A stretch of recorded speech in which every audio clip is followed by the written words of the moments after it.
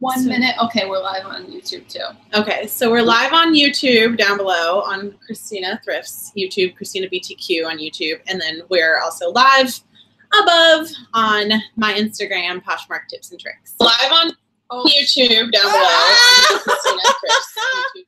No. What is that? Oh, because we had to shut the volume off on here because I'm watching the videos right Oh, okay. there. Okay. So But is that good? Can people still hear us? Yeah, they could still hear us. Okay. Are they hearing that too or no? No, they're just hearing. I turned off the volume on here. Okay. They're just hearing. All right, so we should be good now. Okay. All right, so obviously we're here together. Yes. Awesome. She came out to New York City to hang out for the day and just so we can talk about selling on Instagram because I feel like it's a lot of questions that I get, and she is like the little queen of selling on Instagram that I know. So. Yes, and we both have two pretty different perspectives of selling on Instagram, so two completely different methods. Mm-hmm. So it'll be good for both of us to talk about it. So we have questions already, and if you want to put questions in the chat as well, we will try to answer those as we go. Can you not hear the audio, Nitro buddy? On what?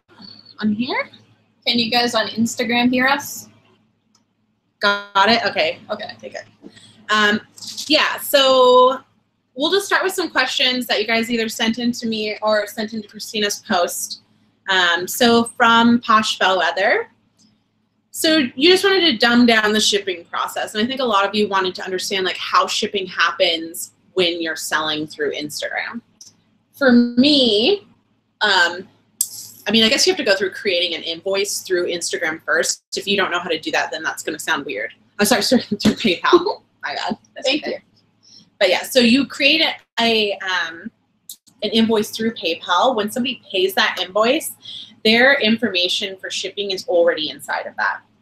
So you can actually ship through your PayPal invoice. And this will answer like another question we got. You actually get the PayPal discounted shipping through that invoice.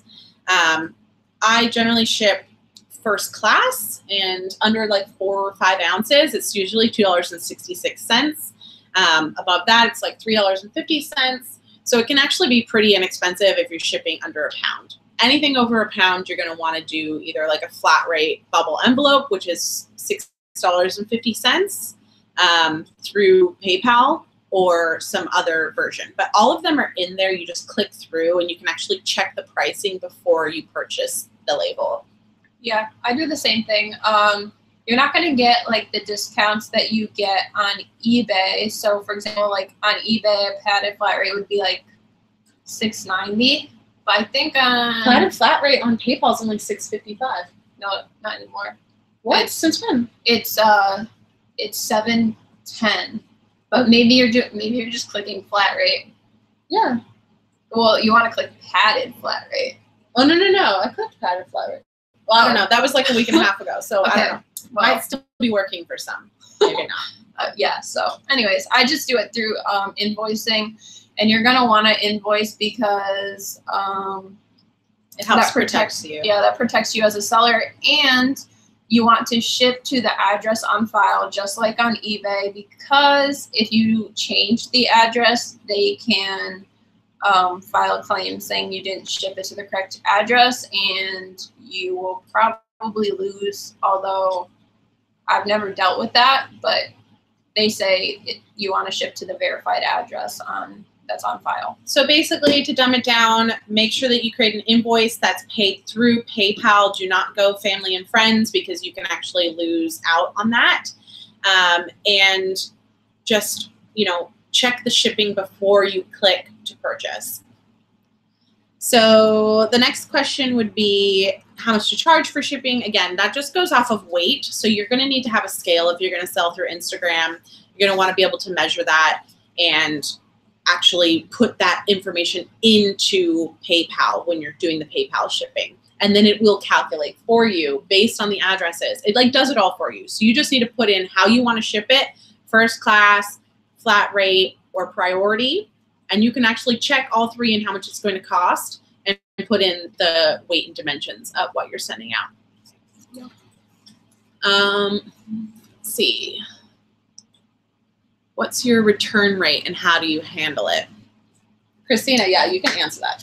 Okay, so actually I've had an Instagram boutique since like 2014, so about 4 years, and I don't think I have ever had a return. So I make it clear in my policies that I don't do returns. I don't do returns on eBay either.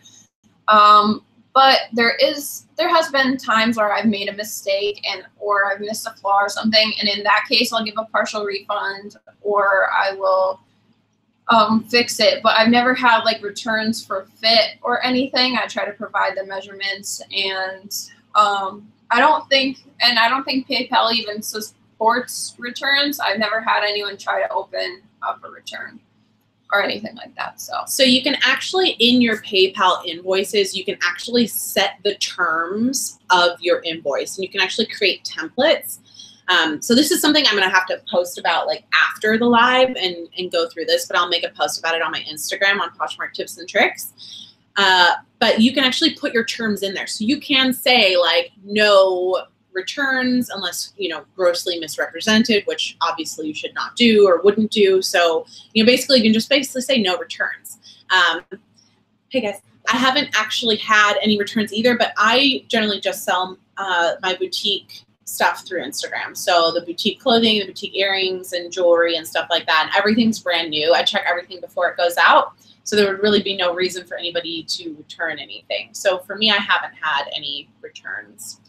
Oh, but you do have to, if mail gets lost, that is, yes, you have to cover that, because there's no like, I mean, you would have to cover it anyways on eBay, but on Poshmark, they'll cover it for you. But, So that's the difference, right? So if you're selling on Poshmark, they're going to take 20%, and that guarantees you that if it does get lost in the mail, they're going to sort of take care of that and take care of everybody on both sides, right? But if you sell through PayPal, you don't have that assurance, but you do have insurance. So if you sell through a priority label, you have $50 worth of free insurance or automatic insurance anyways. You do have to go through that claims process yourself though. So if you want to get that money back, it is kind of an ordeal. So that's kind of the downside. But if I calculate the 20% extra that I've made, well, sorry, 17% extra that I've made on all of those sales versus selling them on Poshmark, it's pretty significant. And I'll take the once in a while, like, loss package and having to deal with that versus, you know, making that extra money, or at least for me. Yeah. Do you want to answer those? How can you reach more people to see your store? I mean, you can do hashtags. I would say the best thing that you can do on Instagram for reaching more people is to create good content. Like, it needs to be looking good. It needs to be original. It needs to be information rich if you're doing anything that is information based, and it needs to be factual. So just make sure that it's like looks good and fits your aesthetic, and you know, you'll get more followers that way. Also use hashtags. For me, I don't use hashtags very often. There's very few that I do use. But like for my boutique, how I reached more followers. You could do giveaways. You can do posts where you like have people tag a friend that you think would like your store as well. Or like if they repost your thing, they get $2 off an item. I did a lot of those at the beginning. And I think that really helped me like gain momentum and gain followers. So would you suggest that you leave out the part about unless grossly misrepresented? Because that's kind of a given with PayPal protection. Don't want to put words in the buyer's mouth and give them ideas. You can do whatever you want. I mean, that's just me saying that. I actually don't write anything in there, but I'm just saying you can write that. So you can write whatever you want in your terms, like they're your terms for sending them out.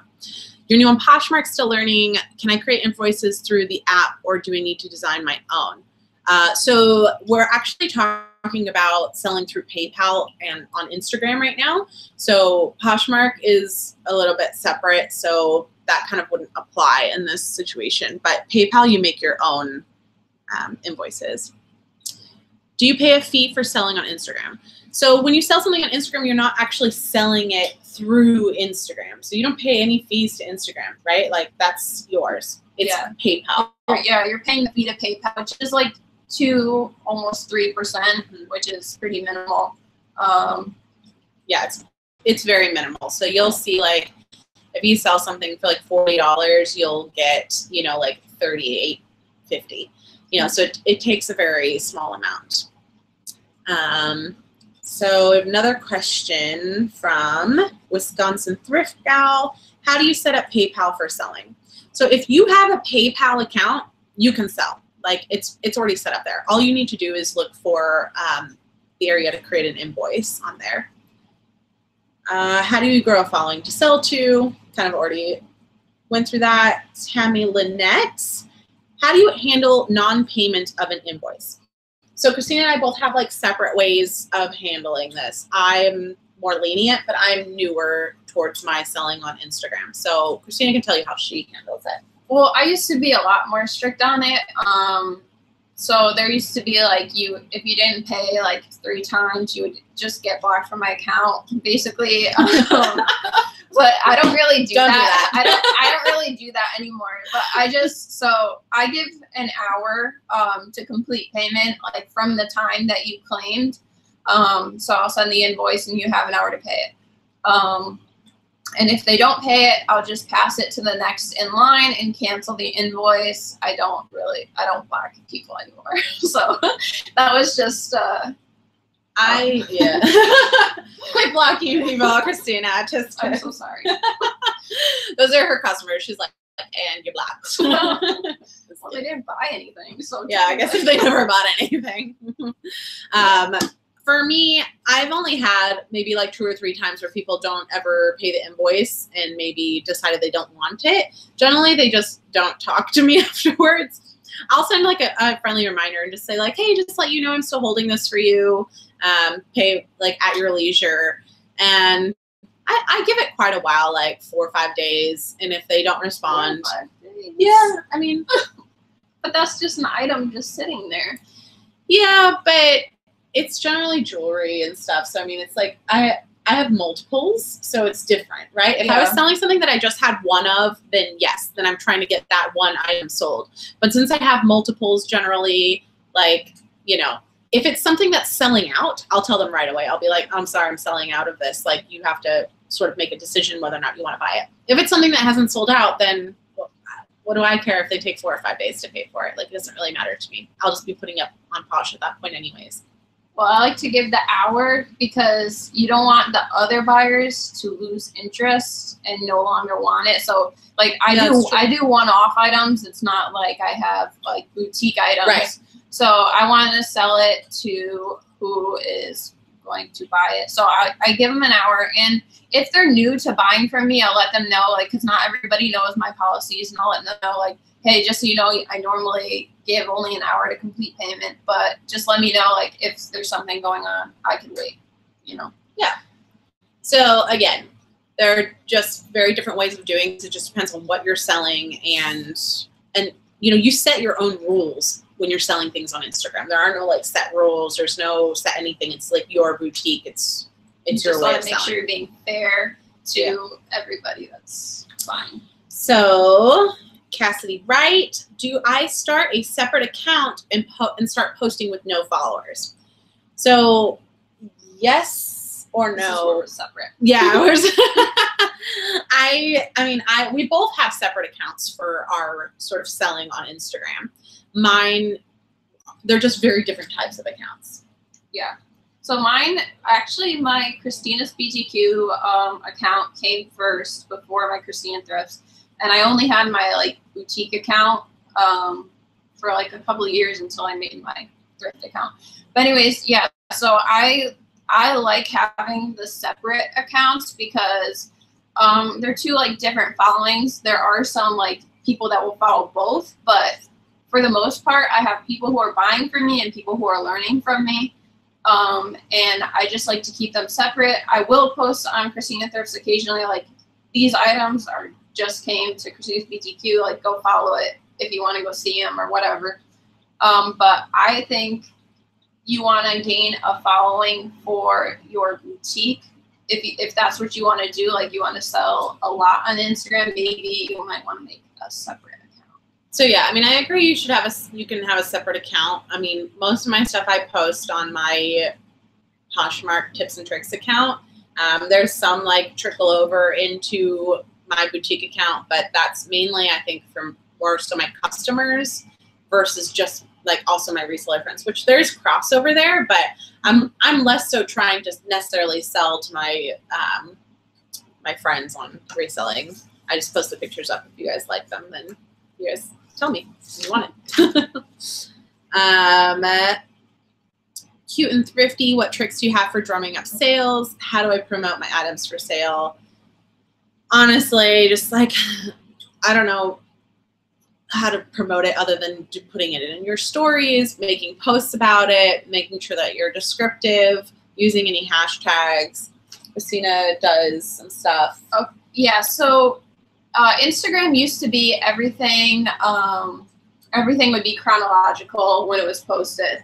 And that was great for Instagram selling. Like that was like the peak of Instagram reselling for me, I feel like. And then they changed it to some weird algorithm, like what's most relevant that they bring to algorithms. So, anyways, so then it's just like your item may show, or they will show on their account like 3 days later. Like they won't see it in your feed for a while. So now I try to make it, if I do a new big post, I try to post in my story as well that I just posted stuff, so that if they didn't see my post, they can see in my story that there's new stuff. Yeah, good point to double up on in the story and yeah, just to like get sales. Sometimes I do run like little promotions, like $5 off every $25 spend, or DM me all the items you want and I'll give you my like very best bundle price, stuff like that. But I do sales maybe once a week or so. So Wisconsin Thrift Gal, as a buyer, I made a purchase off an account that may seem sketchy, but it's through PayPal and they don't send the item. What kind of protection do I have? Wait, did you purchase? No, she's saying if. Oh, if. Oh, so you, well, don't purchase from a sketchy account. Like if you feel like it looks sketchy, just like there's other people to buy from, like, but you do have protection. But you just want to make sure that you're being invoiced as a buyer. So if this is your first time buying from somebody, because I mean, there's always you have to make your first sale to become a boutique. Like somebody has to buy from you first. So you want to, if there's something somebody has, make sure you're doing it through a PayPal invoice, because then both the buyer and the seller do get protection. Because I know when I first made my account, people are like, well, how do I know, like, I could buy from you? I'm like, I don't know. Like, I was like, so then I did invoice and then it was fine. And then I got proof. Like when I started, everybody also had like a proof page where people would like post like where they received their items and feedback. But now I just post, I have a feedback post at the very bottom of my store where people will go back and comment like, oh, I just received, thank you so much, whatever. But yeah, so just make sure you get invoiced. That's all. Not requested, an invoice. Yeah. So where's your rainbow shirt from? Oh, actually, I bought this from an Instagram boutique. Rainalin's Closet, I think, on Instagram. But yeah, it's actually a Zara top. Cute. But I got it for $3 plus shipping on an Instagram boutique. So you should go check it out. Do you announce a date or time when you're going to post items for sale, or do you post randomly? I've seen some Insta acts do weekly sale posts on a certain date. I just do randomly. When my stuff comes in, I post it. Yeah, I post it when I get it. I will sometimes, if I have like a really great post, I might do like set up a little photo and be like, I'm going to post this later to get like the excitement of people, like, oh, like I want to make sure I'm online for that. But mostly it's just random. I don't like plan posts. All right.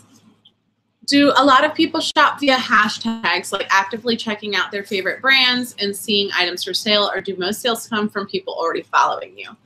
I would say right now for me, most sales come from people following me already, but there have definitely have been people who found me through hashtags. It's just like again, I'm different because mine's boutique, so I'm not really hashtagging a bunch of random brands. I'm mostly like hashtagging for sale, Instagram shop, Instagram boutique, and things like that. I very rarely use hashtags, but I will if it's like a unique brand that the hashtag doesn't have a million hashtags in use or something like that. But most of my sales are actually from repeat customers. I get maybe a few new customers like a week, and most of them are just repeat customers that are already following me. Yeah. Great. Hey guys. So, do you feel sell best on Instagram? Do you sell with shipping included in the price, or do you add shipping afterwards? And this is from Ketty Norton _Posh. So the brands that sell are the following that you create. So I created my following. Well, first it was Brandy Melville, but now it's Free People, Anthropology, and Urban Outfitters. That's what people follow me for. So that's the only stuff I post. I don't post like my random like thrifted finds. Like I'm not going to post like sporting gear or, you know, something that doesn't make sense for the following that I have. So if you create a following, and how did you decide, though? How did you decide to make that your niche? Like, where you were like, oh, I'm going to do Urban Outfitters, Anthropology, Free People? So actually, I started with Brandy Melville because there was like a lot of Brandy Melville warehouse sales. I really liked Brandy Melville at the time, and there was like a huge following for it. So I was doing Brandy Melville, and then I found a sale that like sold the like Urban Outfitters and Free People and Anthropology. But I hadn't been picking it up because that wasn't what was selling for me. But like as my account grew, like my followers grew up, and they started to like those brands. Good so point. It's just like it just kind of happened, I think. But I would say that you can kind of curate though any following you want. Like, I mean, you really could post everything to Instagram if you wanted to. I think that it's a better idea to have it more tapered down and to have more of a direction with it, because you're going to have an easier time getting followers for that sort of niche. Mm-hmm. And the rest of the stuff can go on your Poshmark account. It doesn't all have to go on Instagram. In fact, like putting too much on Instagram, I think actually might not be good. If you like spam, like I try to not post more than 10 items at a time, because I don't want to like completely fill up somebody's feed where they're like, this is terrible, I'm going to unfollow you. So I try to like, even if I do have a lot of stuff, I try to spread it out too, so that it's not obnoxious. So then selling with shipping included in the price or adding shipping? I personally price with the shipping included. So generally my price for something is the same, you know, again, mine's boutique, so is the same price that it is on Poshmark. However, when it's purchased from me on Instagram, I include the shipping, but it's the same price. So basically, I mean, really it's only, for me, generally it's only the buyer that's sort of benefiting from that situation, because they're not having to pay the $6.50 in the shipping fee. And instead, like I pay a first class shipping cost, and that's generally around the cost that I would have paid in Poshmark fees. Yeah, and I like to include the shipping in all of the prices, because then when I do like the sales, like DM me everything you're interested in, I'll give you a bundle price. I can give a discount, a big discount, because I'm combining all the shipping and that's already included in the prices. And then I can give like an additional discount for bundling the items together. So they end up getting a pretty good discount because they're saving on shipping and just the bundle. That's a good point. What else? Do followers equal sales? From Tina's Trunk Show. Yes. I mean, yes, followers equal sales. Or people see your stuff. Yeah. Do you post on Posh, but you're also posting on Instagram? So yes. I mean, if it doesn't sell out for me on Instagram first, which sometimes it does, and I post Posh too, and then it's sold out on Instagram and I have to remove it from Posh. So for me, generally I post it first and then see who wants it from my Instagram, and then if there's stuff left over, then I post it on Posh. Yep, same. Jenny Sue Deals for you. How long did it take to grow your Instagram following?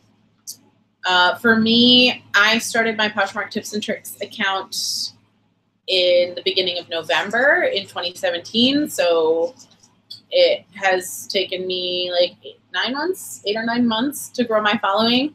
But I would say that that's not normal what my following is for just an Instagram boutique. Because if you look at my Instagram boutique side, I think I have like 6,000 followers, but I've had that account for years. Like it used to be my personal account.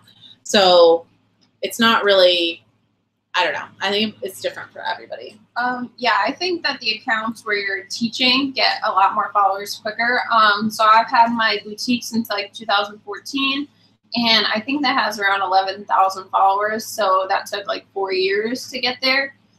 Whereas I started Cristina. But that's good quality following, because those people are following because she's a boutique and they want to buy from her. Right. And then Cristina Thrifts, I actually started basically 2 years ago. And 2 years and 5 days. Like 2 years and 5 days, if you were wondering. We looked it up. But yeah, and that account has like over 22,000 followers. And I think that it's just because you're helping with free information, so you get a bigger following quicker. Yeah. But you can use that following to direct traffic to your boutique, because I have posted in my stories like, oh, new stuff at Cristina's boutique, and I do have resellers that follow me. But I wouldn't suggest like overrunning your reselling or thrifting account with stuff for sale, because that's not what they're there for. Yeah, people are just going to unfollow you, and then it's also just kind of annoying. And you don't want to feel like you're just trying to be sold to. Yeah. Like as long as you're creating other content around it, and then you're also putting up things for sale as well, and it's sort of like mixed in, I think that's okay. But if it's like you go from being a thrifting account, reselling account, and giving tips and being a part of the community, and then all of a sudden it's just a boutique account, I think you'd actually see yourself lose some followers and then have to like regain slowly. From Flip Yeah Posh, is cross-listing items you have on Posh to Instagram against Posh policies? No. The answer is definitely not. You can do whatever you want with your items. Even if you put them on Posh, you can cross-post them anywhere else you want to. You don't have to just keep them on one platform, any one platform. The only thing I would say is that don't screenshot your don't screenshot your Poshmark listings and then post them to Instagram if you're trying to sell them on Instagram. If you're trying to direct them to Poshmark to sell them, then that would be fine. But I wouldn't do that if you're trying to sell them on Instagram. Use the original photos. From J_Misselli. How do you balance the reselling community accounts and your selling account with customers? They're separate. Yeah, they're separate. They will occasionally mix, but you don't want to. You just don't want to be selling to people who don't want to be sold to, I guess. Yeah. So. Yeah. What do you do for bookkeeping? From Alma Bray. So since the majority of my sales are Instagram, my mom is actually my accountant, because she is an accountant. But so every month she does like my sales tax. Yeah, I know. I'm so lucky, because I would be so lost. Talk about lucky. So every month, at the end of the month, I print out. You can go to payments received on PayPal, and you just load them all for the month, and then you print that out. And as I go, so like Poshmark will send you, like, you can get your sales report now, and it shows you the states that you ship to, which is awesome, because I have to pay sales tax if I ship to somewhere in Connecticut. So what I just do, when I get those sales and when I'm shipping them out for eBay or PayPal, I just write it on a paper, like CT sale, the price, the name, and the date. So I know to give that to her as well, so that I can get charged for sales tax every month. So that's a big thing. Like, sales tax is different in every single state, and there are new laws that are going through soon that basically give states the ability to charge sales tax no matter where certain things are coming from if they're going into their state.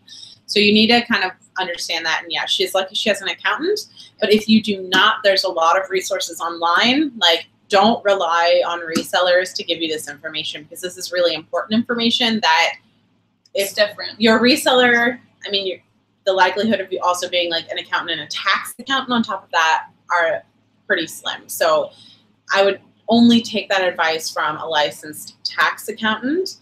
Like, I know for my state in New York, if the item is under $118, then there is no tax on it. But if it's over $118, then there's a luxury tax. But again, that's only paid with somebody who is in New York. So if they're outside of New York, then I wouldn't, again, they wouldn't pay any sales tax on it, and I wouldn't be collecting any sales tax on it. So it's different for everybody, and it's different for every state. So definitely consult a tax accountant on that. So how do you suggest doing photos for Instagram and sort of like an overall aesthetic from Bria Luxe? I would say like my boutique side, since it's sort of like a little bit boho, a little bit like, I don't know, casual, fun, New York-y. There's a lot of New York posts in there.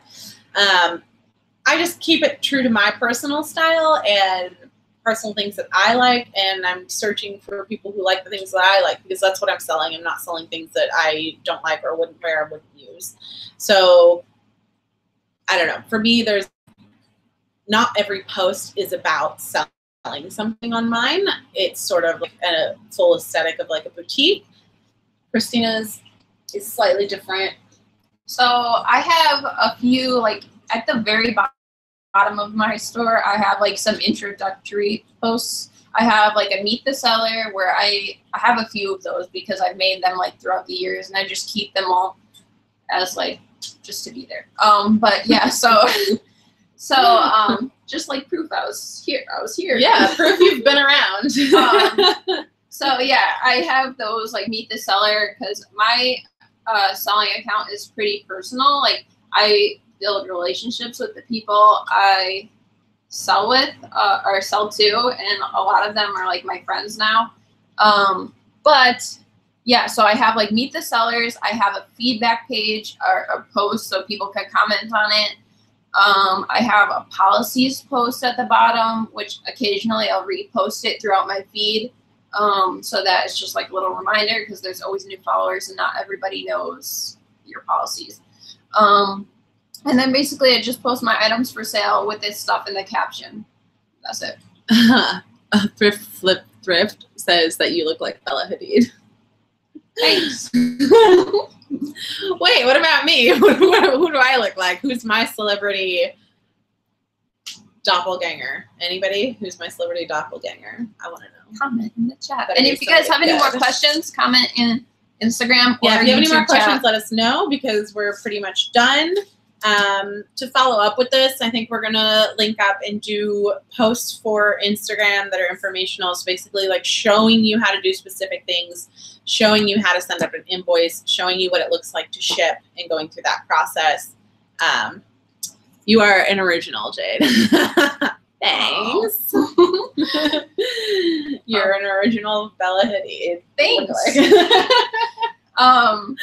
But yeah, so just like a few more parting thoughts, I guess, that we didn't get asked. Something that's really important, I think, if somebody asks if this is going to fit them, please don't just say yes. Well, this is for like not just Instagram, for everything. God, yeah. So like I've seen people say like they will fit you, it'll fit you, and then like someone will be like, I'm a large, will it fit me? Yes. And then I'm a small, will it fit me? Like, yes. It's not going to fit both of them. You want to be honest, and you want to show that you're not just trying to sell to them. You want like them to be happy with what they're buying from you, because if you're selling people stuff that's not going to work for them, they're not going to come back and buy from you again. They're going to feel like misled. So you want to be genuine to gain a following. My Instagram handles are Christina's BTQ. I have no H in my name. Yeah, it's CR. Yeah, everybody always does it. But anyways, Christina's BTQ. It's like short for boutique. And then Cristina Thrifts is where I do like my helpful tips, and I post a lot of pictures of my dog. She has a really cute dog. Yes. Yeah, I mean, my other thought with Instagram, selling on Instagram, is yeah, just to be very, very honest with it, because you don't want to run into problems with selling on Instagram. You only get one reputation, and if that's ruined or if something bad happens, then you can deal with the repercussions of that for a very long period of time. And just remember that like the squeakiest wheels are the loudest. So if you upset somebody who seems like really intent on getting their money back, really doesn't like something or doesn't want to deal with it, like just offer the partial refund, or like, use your discretion, but don't let one squeaky wheel like ruin your entire reputation on selling on Instagram. Like, you want to keep things above board, and you actually need to be more vigilant and better at shipping, better at packaging, better at everything if you're selling on Instagram, because you don't have Poshmark or eBay or anything to hide behind that name, right? Like, it's just you. It's just you.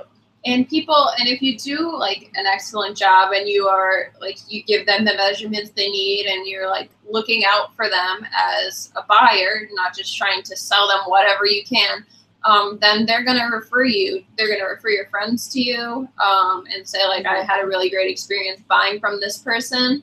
And yeah, word of mouth is probably the only real way that a boutique on Instagram grows from the bottom up.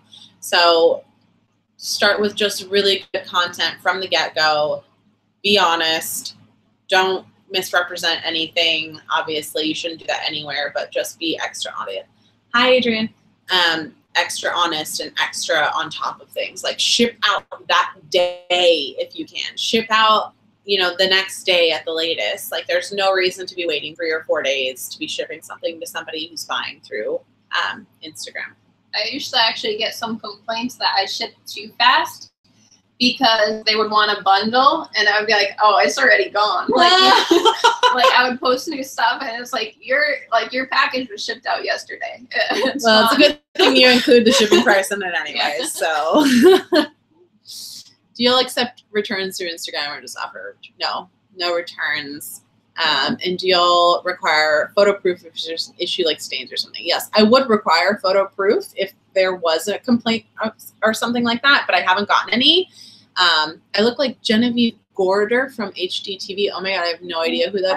Just look it up.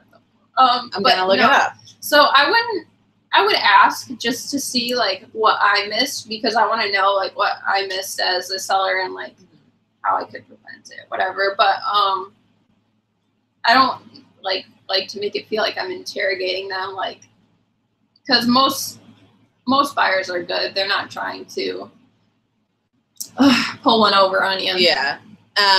Thank you. And so the bug earrings sold out super duper fast.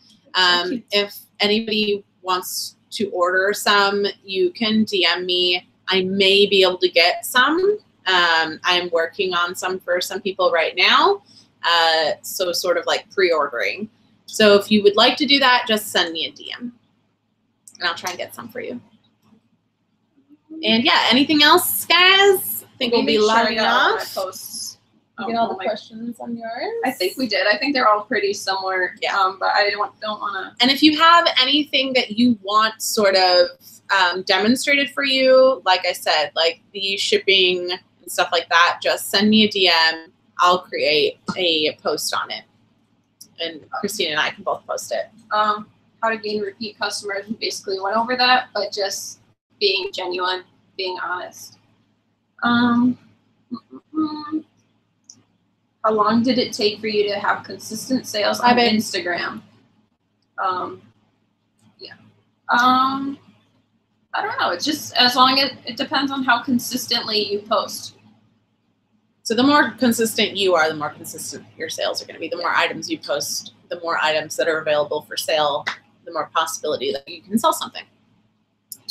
Yeah. Yeah, those are all pretty much overlapping. All right, cool. Well, thanks so much for tuning in. I'm going to save this. And also, if you would like to watch it again, Cristina BTQ, no H, on YouTube. You can also watch it again there for eternity. But it will be on my page for the next 24 hours in case you missed anything. All right. Bye, guys. And thanks for watching YouTube. Thank you. Bye. Wait.